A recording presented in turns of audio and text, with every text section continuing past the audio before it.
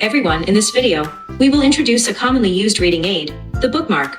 It is also one of the materials in our material package. 1. Place the bookmark on the honeycomb panel, ensuring it is parallel to the x-axis. 2. Open the software, import the desired pattern.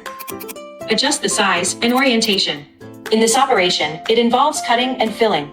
The upper pattern needs to be cut. The blue pattern below is for filling. Double-click on the black layer to adjust the speed and power. Then double-click on the blue layer to adjust the speed and power.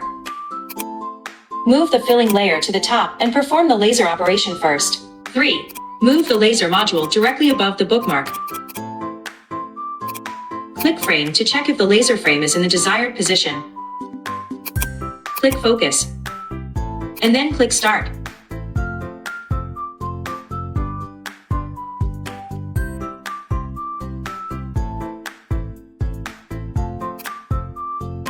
The laser process is complete.